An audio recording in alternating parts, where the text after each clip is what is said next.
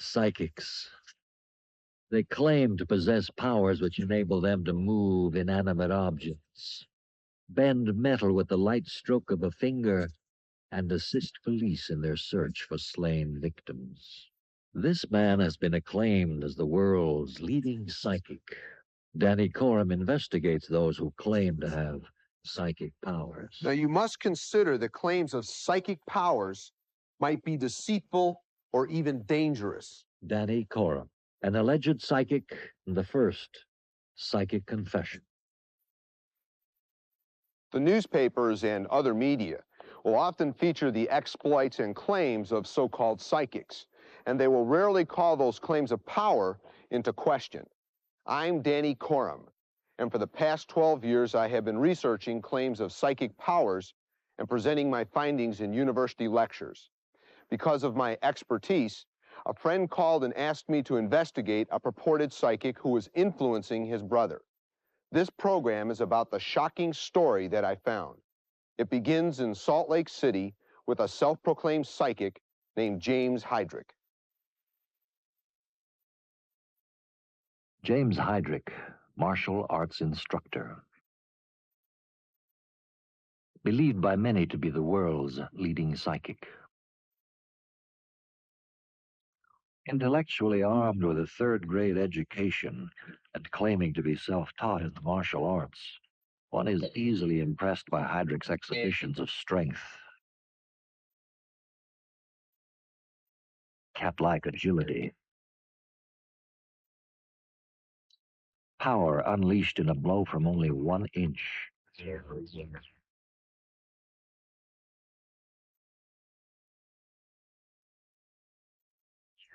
And the blind man's version of combat. Hydrick claims he developed his abilities in adolescence and later perfected in manhood. Regardless of their size, Hydrick could apparently move objects at will.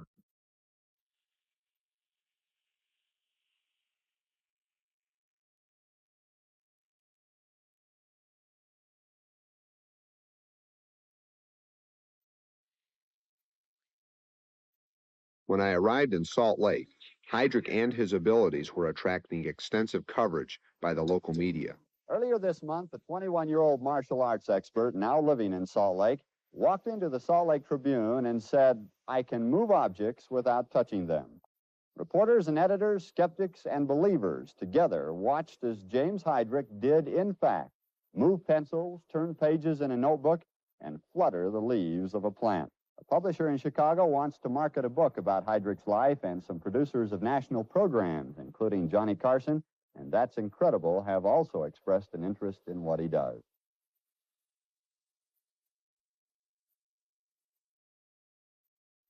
When I move a pencil, I don't think, I do. Is it a magician's trick? Can he control his breathing like a ventriloquist and literally blow the objects away?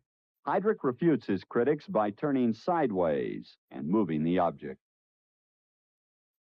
Sometimes he has others join him, using them as the instrument in moving the object. And you can, and when he does it, sometimes he'll say to touch him, and it's almost like you can feel an electricity, a force that's there that you can't quite, it's like you tingle all over if you even go to touch him.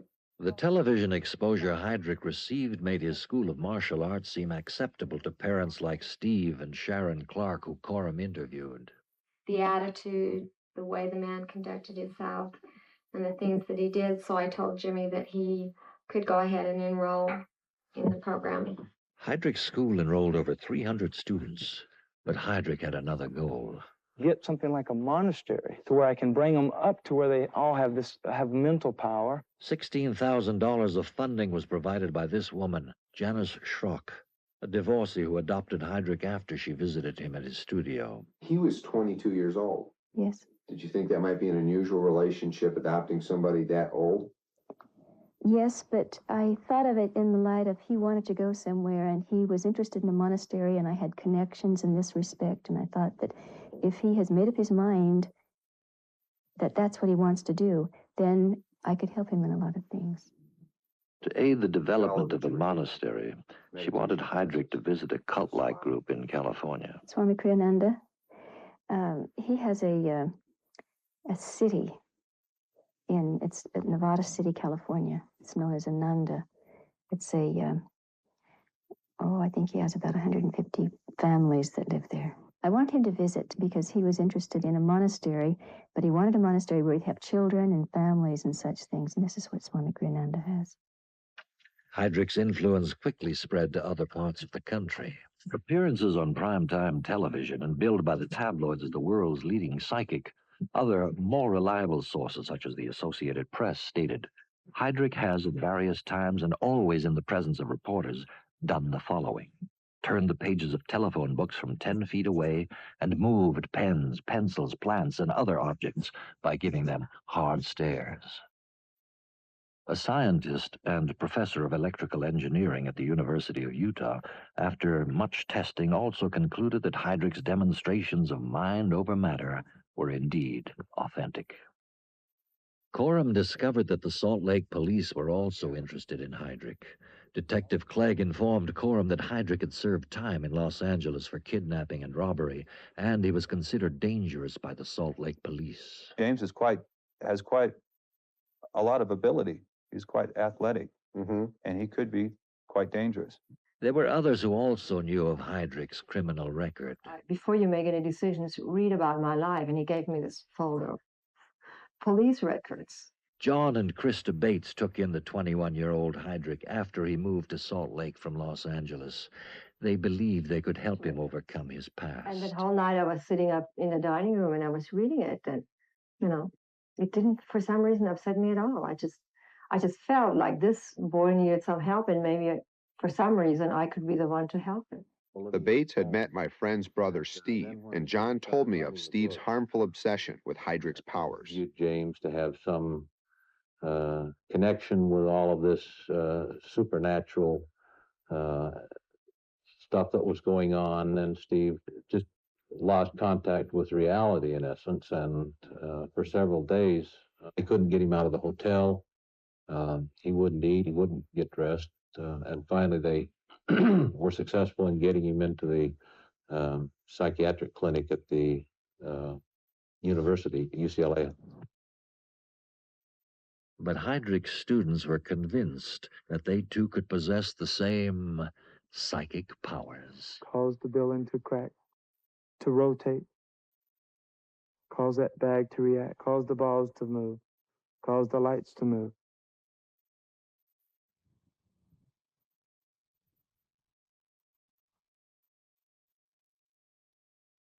Cause these things to start swinging. Cause them to start swinging. That's good.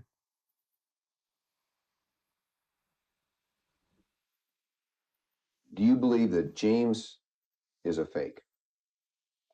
He could be. It doesn't matter to me if he is or isn't. The devotion of cult members to their leaders has led to tragedy in the past. I don't accept the court. I don't accept the whole situation. Like I was in the desert minding my business. Charles Manson. This confusion belongs to you. It's your confusion. I don't have any confusion. I don't have any guilt. I know what I've done. His teachings and claims of power led his followers to bizarre acts of devotion and to murder. Jim Jones, a powerful speaker. He also used simple conjuring tricks to convince his followers that he possessed powers. He claimed the power to heal, but tragically demonstrated that he could persuade hundreds to join him in death. Sadly, there seems to be no shortage of people willing to follow unquestionably someone who claims to have powers, especially if he promises them a share of that power. Allowing the mind to overpower the body, the mind wills and the body behaves. Korem had reason to suspect that Hydrick could also become a persuasive cult figure. And you can tear up about 15, 20 people at one time with these. And because of the holes are in them, it makes it so where it moves move quick, faster. No resistance. Yeah. And after lengthy discussions, Korem convinced his friend's brother Steve to end his relationship with Hydrick. When Steve was no longer under Hydrick's influence, Korem decided to film Hydrick. I asked Hydrick if I could film him for a program dealing with alleged psychics. Although he agreed, I remained cautious. We have outside and inside training quarters. And what I'll do is, without my students even knowing it, I will take them downtown and have them attacked. A criminal record and lethal weapons. Hydrick had to be approached with great care. It can break the wrist. If it's used right, it can come and take the arm around the body and break it. There was no doubt in Korem's mind that Hydrick was a threat, but even more alarming, a negative influence on others. And his powers. Are they psychic?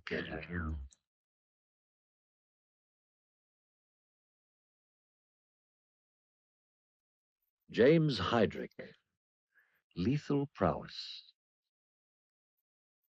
Coupled with the ability to convince others of hidden powers, and seemingly transfer his psychic abilities to his followers. But of all of Hydrick's demonstrations, this was the most impressive. Here, Hydrick causes a dollar bill to rotate at will on the head of a pin, even though it is sealed off from air currents and threads by a glass fish tank. Observant, Korem was uniquely qualified to discern if trickery was used.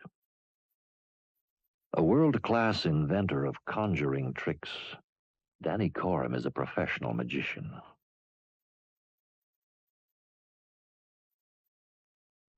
With over 20 years invested in the mastering of his craft, Korem has developed the surgeon-like skill necessary to manipulate matter without regard for the laws of science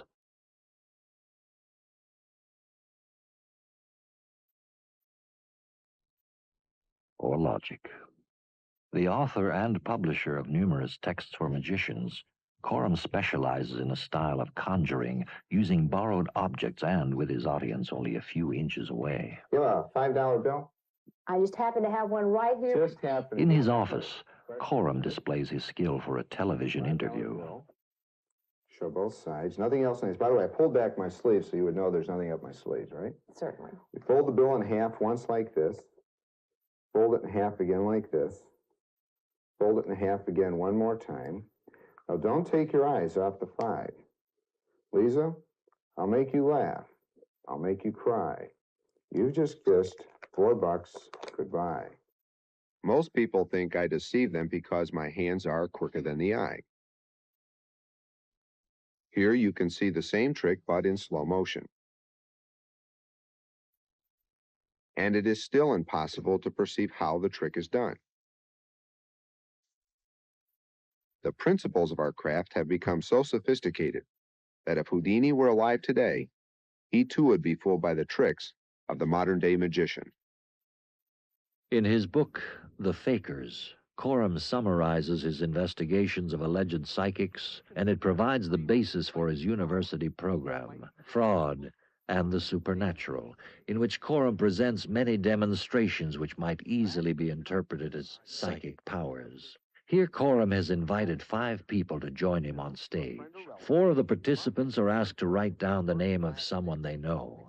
This participant is asked to write down the name of a deceased person she knew. Now wait until my back is turned before you begin writing on your slips of paper, and then fold your slip of paper after you've written the name. Korem has never met any of these people before. The names are then folded, mixed, and given to the person on the end. The woman standing next to Korem is a registered nurse, taking his pulse.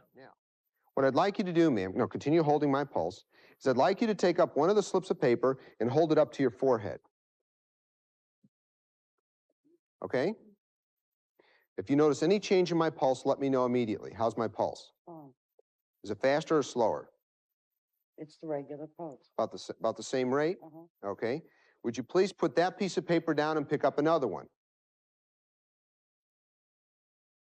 How's my pulse? It's the same. It's not slowed down at all? No. All right, put that one down, pick up another one. How's my pulse? Fine. The same. Without warning, Korem's pulse stops. It stopped. I'm sorry? It stopped. I have no pulse. My pulse has stopped? Yeah.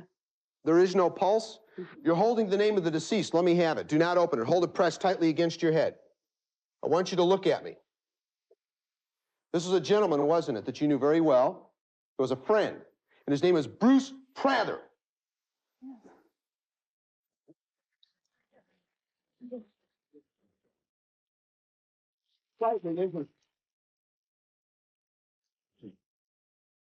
Although his audience is thoroughly entertained, many believe that what they have witnessed is not a magician's trick. Now, how many here, after seeing this last demonstration, might believe that I have some kind of a psychic power? Let me see a show of hands, please. But his audience is reassured. Everything that you saw this evening, everything was a trick. Psychic powers or cleverly concealed tricks. After several demonstrations, Korem was convinced that Hydrick was not a psychic, but a trickster employing brilliantly conceived stratagems of deception. Retreating to Dallas, Korem worked to duplicate Hydrick's methods.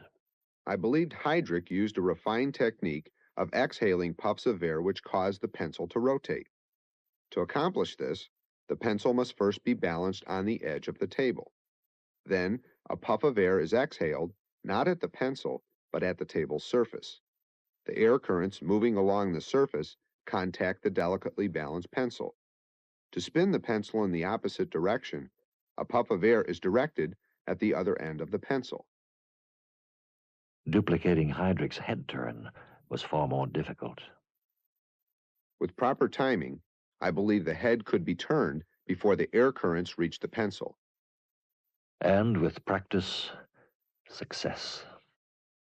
The turning page was also accomplished by the same principle. If you release the puff of air at the tabletop, a page with an upturned edge flips over. I also experimented with a method where air currents were not involved. In this method, which cannot be disclosed, the page slowly turns. Illusion extraordinaire. But this was Korem's toughest challenge. Motion in a dollar bill, sealed from trickery. My immediate thought was that Hydrick used a cleverly concealed device, but after examining the props, I ruled this out. I noticed, however, that the bill only revolved when Hydrick was at one end of the tank, so I had one of my crew divert Hydrick out of the room. As I anticipated, my airline ticket and credit card easily slid unhindered beneath the tank's edge. The doorway for Hydrick's air currents, a narrow gap between the tank and the table. Hydrick took advantage of the unobvious. Most fish tanks, due to imperfections, will not meet a table flush on all edges. Thus, the seal is imperfect. As in the pencil trick, Korem discovered that gentle puffs of air directed at the table's surface will carry under the tank's edge and hit the dollar bill, setting it in motion. Few magicians have ever taken such a simple and obvious principle and yet made it so deceptive. To be certain that Hydrick would not refute his explanations, Korem filmed each of Hydrick's demonstrations in Salt Lake City with restrictions. A strategically placed and highly sensitive microphone thwarted the pencil illusion. We knew that Hydrick was afraid that our microphone could pick up his blowing. I'm gonna need music, I'll bet. You think so? Yeah, I just can't, it's too quiet. He wanted music to cover his blowing. When Korem refused, failure. The dollar bill trick, foiled by securing tape along the tank's edge, and again, failure. The next day, Korem and Hydrick flew to Dallas for another taping session. On this day, Korem removed his previous restrictions. Okay. I told the sound technician to inform us that the mic levels had to be turned down due to feedback. We had a problem with the audio. We'll have to do it over again. All right. With the mic obstacle eliminated, the pencils moved. Later, Hydrick attempted to transfer his pretended power through Korem. But unbeknownst to Hydrick, Korem blew on the pencil first. Hydrick was startled. For the dollar bill test, Korem supplied a tank where only one corner would not meet the table flush. This corner was turned away from Hydrick. The dollar bill remained motionless. This glass is so hard to work through. How about if we turn it? Maybe, would that help you? Yeah. Turn it. It doesn't matter. It's still. With the corner now accessible, movement. And when Hydrick again pretended to transfer his power through Korem, Try and get it to go back the other way. Korem brought the bill to life. Never knowing that Korem was a professional magician, Hydrick was again bewildered. We already done it twice. Yeah, but just this ain't right. Something's not right. What? I don't know. It's gonna look right. It's gonna look good from here. Cut out, Phil. No, do you think that we're going to do something with it? At a later taping, Is that what you're saying? It's not right? Hydrick is reluctant to demonstrate the page-turning trick. I don't want to do it. I don't. Forget the part He about becomes increasingly agitated because this I don't understand, man. This ain't cool at all. and finally explodes. This makes me mad every time. Hydrick and his claims of power were a destructive force, but what later surfaced was an even greater threat. How did they want to use you? To brainwash people.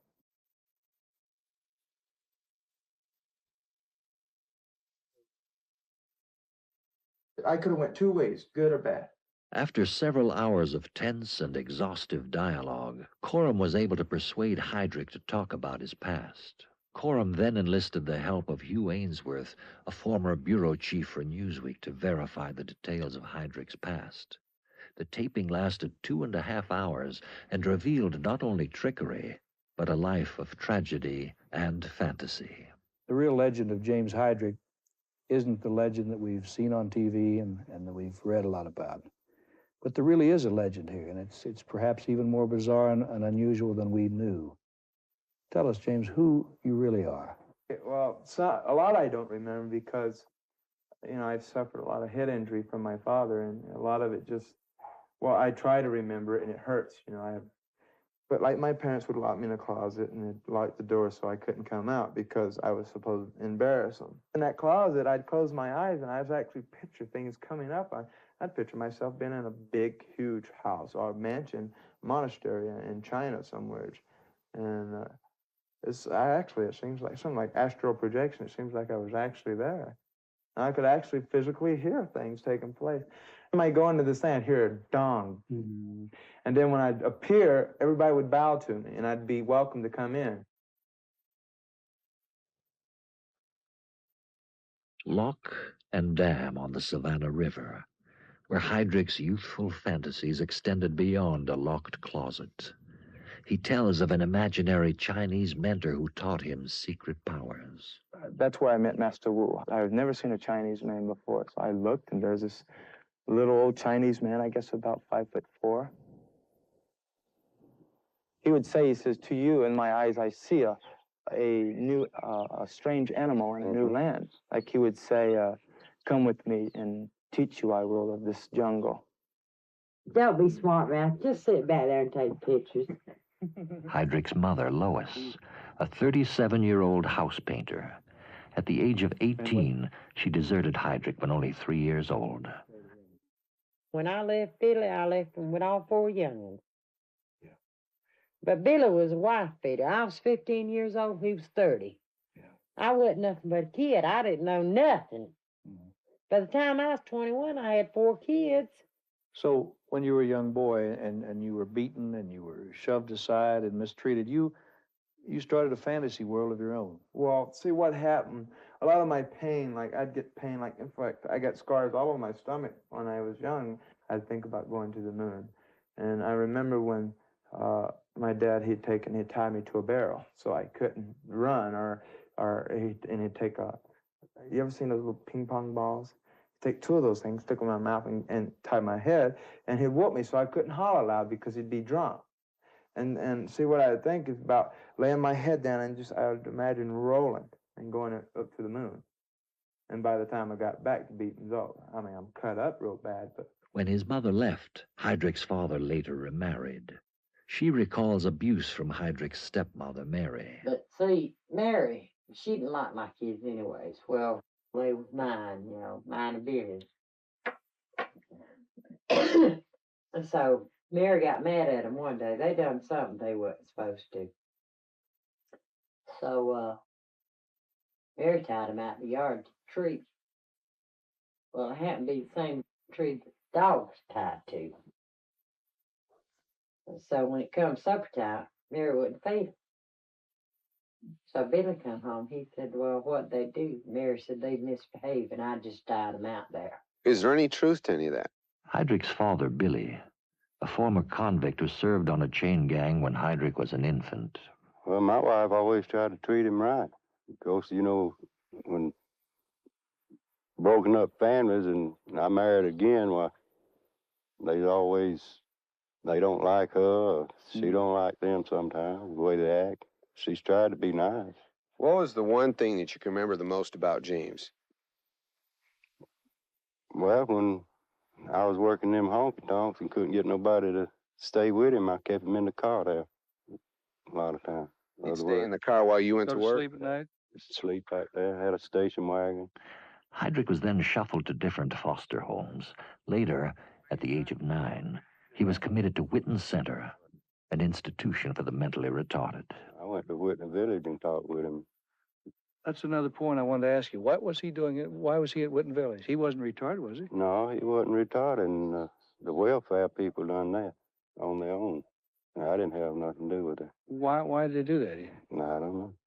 Well, was he in some trouble at that point, or was he in and out of trouble? Well, they said they couldn't handle him. He was too active. Was it tough at Whitten Village? Was it pretty rough? Well, they said they had to give him some tranquilizers to calm him down. Tragically, the 9-year-old Hydrick was not mentally retarded, as confirmed by his social worker at Whitten Center, Hilda Carter. Well, at one time, Whitten Center was not only an institution for the mentally retarded, but also took children who had nowhere else to go. Aiken, South Carolina. Hydrick lived here in several foster homes after his release from Whitten Center at the age of 16. I think James' history will show you that a lot of help came from various church groups that would rally to the cause of taking the boy in. Frank Gallardi, the crime prevention officer in Aiken who worked with the rebellious teenager.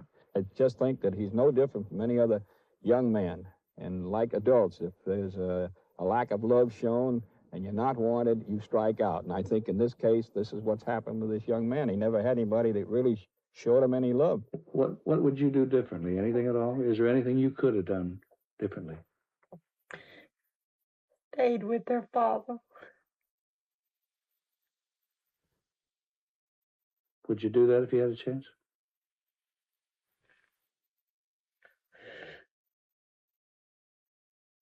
God don't give me the cry. I would have, yeah. I'd have stayed with their father. He was a good provider. He was a good husband. He just happened to be a wife beater.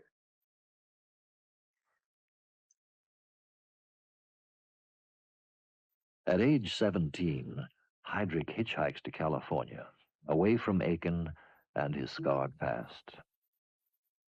But he was always sort of a showman. The first time I saw him, he was wearing sort of a Batman uniform or something of the sort with a flowing cape, and he usually wore something like that to attract attention, to make him a little bit different. Chester Cromwell was Hydrick's last foster parent in Aiken. He received several letters from the adventure-bound youth. Chester, he sent you a letter. What did it say in the letter? He said it was an unusual letter. Well, he has sent me several letters, but one of them was that he was doing some movies or something as a star of Kung Fu. He was the new Bruce Lee. Hydrick was never the star he claimed to be. Instead, it was here at the Los Angeles County Jail where Hydrick was incarcerated for 3.5 years for kidnapping and robbery, and where he was first exposed to the world of the cults. Intrigued, Hydrick studied these cultic writings of Muharrem Korbegovich, the alphabet bomber, convicted of bombing the Los Angeles International Airport. As the taping continued, Korem learned much more about the relationship between Hydrick's claims of power and his aspirations. Do you feel bad because you No, because tricked them? No, I don't feel bad at all because one, it'd be different if you tricked them and done wrong, but I tricked them for the good.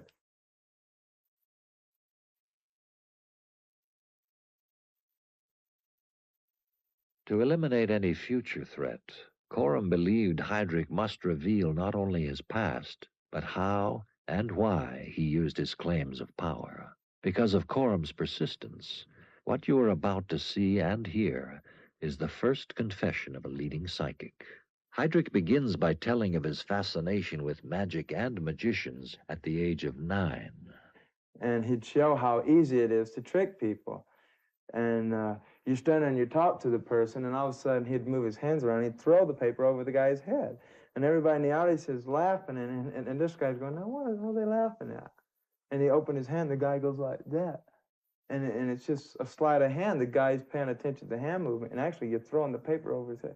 Things like that impressed me, how close-minded a lot of people were. I mean, it's so fascinating to see how people would just miss things just like that. The obvious things that miss.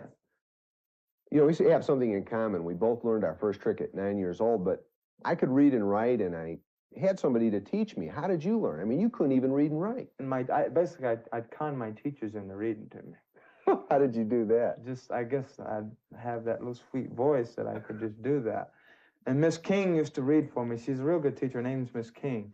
And she used to read for me, and I just sat back and think with, you know, Harry Houdini.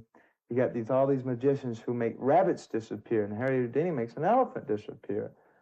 And like there's ways that I would think back, and I'm trying to use the obvious thing, and I was right. Harry Houdini's he'd have a box, and from the audience he'd have someone look into a box, except it looks like it's you know, a triangle, but it's not. It's just like this, and then it's got another piece here. And actually, when he closes the curtains, it turns. So the elephant's actually behind. And he would make, you know, it's something I'd figure out, and it was right. And then I figured, well, geez, if people go crazy over that, maybe I should do something people go crazy over. But then I didn't. But Hydrick presented his tricks as powers. Why did you feel that you had to tell them that you had powers that you didn't have? Because I wanted attention. My parents would never give it to me. I would always be ignored or kicked around, and I had to do this to make me feel good. It gave me confidence. Every time someone thought what I did was very good, but I'd never tell them what it was. I'd tell them it's something else. Because if I tell them what it was, it's, oh, fine, it's just a trick. But I always tell them it's something else so that I continued to get a recognition. Hydrick received his recognition on national television. You were on That's Incredible a few months ago, and you really tricked them. Tricked the whole world. You tricked them really good. Do you remember how impressed they were with you? What did it make you feel like? I did that to reach. It's like a hand reaching out for recognition so that I can later, I don't know, I guess I just wanted to be known. I needed to be recognized. All my life I've been, and I hate keeping to go back to the past. I hate to keep going back, but I don't know. I wanted to do that because it was different. And I just wanted to see how open-minded people were. I wanted to see if these people were so-called intelligent and I was so-called dumb. I mean, surely I'm here for a reason. My whole idea behind this in the first place was to see how dumb America was, how dumb the world is. Hydrick, admitting that Korem had outwitted him, eventually agreed to demonstrate his technique. Years practice this over and over again, to where if you can show, like if I stand here and I say, okay, I'm going to move this lead. People's looking and they're waiting, so the lead moves, okay? It did move. Okay, actually it didn't move from power, it moved from something else, physical. But the people in the audience, it's moved from air currents. From where? From my mouth. But you can't tell it. See, it takes so many years of practice and getting this damn path to where you can't see it, you see? And I have to say that, too. Matter of fact, what you did, if I'm not mistaken, you would take somebody and hold their hand, and you tell them to point at the leaf, and you'd say, now you will make the leaf move. Right, and they believe they make it. See, it's called power of suggestion. Once you get a person to actually believe he can do something, then perhaps he can do it. What did you do, though, when you would hold? What I do, this is Can you show right now? All right, let me explain what I'm doing. First of all, I'm not going like that, because that can be seen. I am taking air from inside and causing it to come out in a way to where nothing here shows. And if you can get the camera on my face, and you see this leaf, it moves, but nothing here moves, you see. And what I'd do is I'd grab the hand, and I'd do like this, see. And it's already moved, because I can direct it in a way to where it's hit on right every time. And my practice, you know, I spent a year and 6 months in solitary confinement, and all this time I've been thinking, and I said, that's it. And you could take all the time you wanted to learn how to breathe and make it move. And I'd spent hours and hours and hold my breath and breathing, different breathing controls, different things, so many ways. And I mean, I could make deputies think someone touched them on their neck or something, because I could breathe in a way, and I'd be looking over here, and they'll feel something, and I say, that's a ghost, and they'd right on the floor. They'd go running out of the place. And it's something that was fascinating to me, and it got me recognition. I mean, every deputy in that jail was so frightened. That guy's possessed. Yeah. When in Egypt, performing for family members of the late Anwar Sadat, Hydrick relates how he healed a woman stricken by a heart attack. She strongly believed that I could actually heal her, and she came right up. What did you do that made her believe that? By moving things, and I would show her so many things, and see, I would touch her, and she'd actually feel weird things. But it's only in her mind. She wanted to feel these things. Do you feel bad because you No, because tricked them? No, I don't feel bad at all, because it'd be different if you tricked them and done wrong. But I tricked them for the good. Were adults fooled by what you did as well as children? Absolutely. In fact, there was more adults fooled by children. Why? Because a lot of the adults are looking for something like this. They want to see something like this exist. Dr. Ray Hyman, a professor of psychology at the University of Oregon and an expert on deception. He is noted for his work with the Defense Department exposing fraudulent psychics. He maintains that anyone can be deceived, such as the scientist who tested Hydrick. Then we are fooled not because we are mentally incompetent or gullible, but rather because we are intelligent, correct? Yes, and I'm glad you used the word gullible, because there's an illusion called the illusion of invulnerability, or the not me syndrome.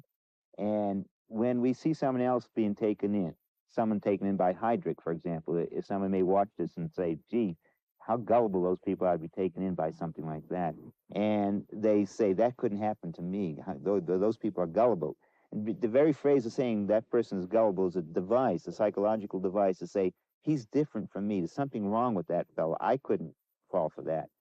And unfortunately, that, to the extent that people really believe that they're different from other people who are being taken in, that it makes them even more susceptible to being taken in. In fact, if I were a con man, that's the kind of person I want to deal with. The only way to avoid being deceived, Danny, if you think about it, is to create a situation that's intolerable. We couldn't live with it. You have to trust to some extent. You have to trust your own intuitions at some times. You have to trust other people. Do you think that parents watching this particular program might think that what you were trying to start was a cult? A cult, yes. You say that you did not want to start a cult. No. Now, you know that you can't read and write. Right. And that you lack education. Right. Do you think the possibility existed that somebody could have used you to start a cult? Absolutely. Kaburgovich, King Maharian Kaburgovich. Who is the he? alphabet bomber who blew up the airport in L.A. He wanted to use me for an occult. Had Sirhan, who was part of the occult. It's called Aliens of America, the AOA. And these people wanted to use me as a leader of their occult. Let me ask you, how did they want to use you? To brainwash people. In other words, by showing them this power and saying that this power came from something that it didn't. You know, Jim Jones was of that type. He used tricks to enhance his image with his. He did conjuring type He tricks? he did magic tricks, yes, and he did some other kinds of cons. He actually had some people pretend that they were sick so he could cure them. He stooped to all these things as a way of enhancing his powers. So then a purported psychic could be used to form a cult. Oh, yes, no question about it. Absolutely, like with the Jim Jones incident. That would have never taken place if people's mind would have been open. That would have been stopped. The thing with Sir Henster, When you say people's minds, are you talking about the people in his group or people in the country? The country. 2 days after Hydrick's confession, he was arrested for receiving stolen guns. Korem visited Hydrick in jail several weeks after his arrest. I came to see Hydrick as I was told he tried to hang himself the night before. You see, I'm 22 years old, but I've only been living in the world, outside world, for 2 years, if that. So I'm not really 22. You know. Fantasy and deception, now exposure and confinement. James Hydrick, his world of illusion, shattered by reality.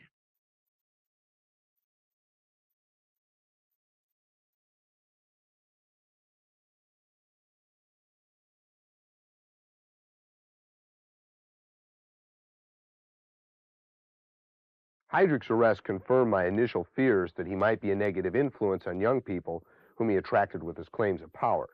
The reason for his arrest was that he received several stolen guns from teenage students who were members of his studio.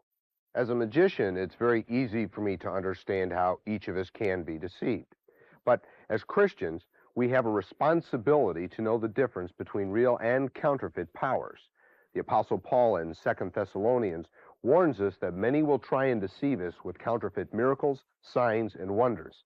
So in the 5th chapter of Ephesians, he admonishes us to expose the works of darkness. But for me, Jesus Christ is the way, the truth, and the life, and not your neighborhood psychic or fortune teller. After the attempted assassination on President Reagan's life, a purported psychic, Tamara Rand, had claimed she had predicted the assassination attempt. Her prediction later turned out to be nothing more than a cruel hoax.